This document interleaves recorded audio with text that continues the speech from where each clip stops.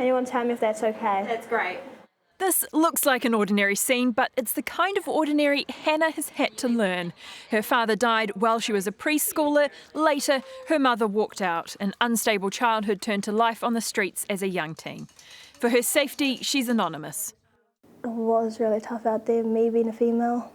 I was tough. I had to go and steal for my stuff, and then I would get caught. And then I would go to the south. No rangatahi should be out there. The charity LifeWise has supported her since she was a young teenager. She's lived in their emergency accommodation. She's now 18 and in government emergency housing. If you want my honest opinion about my experience now, it sucks. Alone in her motel unit, she's scared of the other residents. I feel terrified because my room that I'm currently in, it's been broken into so many times. I had to start putting my tables and chairs by my sliding door and my main door. I will only do that when I have my younger siblings there, because I fear for their safety, because there is drug people there and some of them are on methamphetamine. Many of these youth workers know Hannah well, and they're still supporting her with life skills, with frequent catch-ups and most recently a 6-week kickboxing course. She came in with some friends. A few of them were under 16 and there was a few that were over 18. And we were able to say to the over 18-year-olds, hey, we'll find housing for you today, because of your age, we'll be able to get support for you. And we had to tell these young 16-year-old vulnerable young women, sorry, I don't know if we'll be able to find some place. We may be sending you back onto the street tonight. Under 18s who can't live at home can struggle to get tenancies. Motels and private landlords often won't take them. And while Oranga Tamariki provides support for 15 to 25-year-olds who have come out of care, it's not enough, and there's a gap for those who haven't been institutionalised. NGOs like LifeWise help support all young people struggling with housing, but it doesn't have enough rooms for all the homeless young people.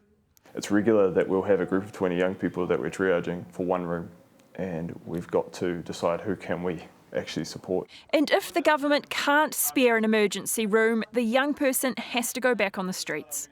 I want to still go meet them out on the street and go find them every day or at least once a week and just see them and bring them some kai and hang out, just to show them that we still care.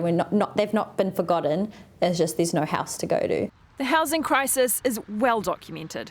The number of people in dire need of state housing has increased nearly tenfold in the past 2 years. At one point, he and his 3 kids shared a queen bed. The motels aren't the best place for any mum or dads bringing up their kids. But this is the forgotten group, teenagers and young adults. They've never rented a room before and have missed out on life skills like cooking and how a tenancy works. The last count put New Zealand's homeless at 41,000. It's estimated half of them are under 25.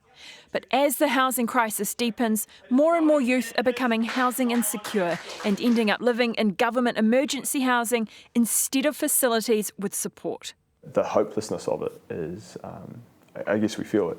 In the quarter to March 2020, there were 1,287 under 25s living in emergency housing. That climbed to 1,900 in December. But it's just intimidating for our rangatahi, especially if they're not connected to any gang, and often they leave and then they are then connected to a gang after they've left emergency housing. If they haven't come into emergency housing with an addiction, they often leave with one.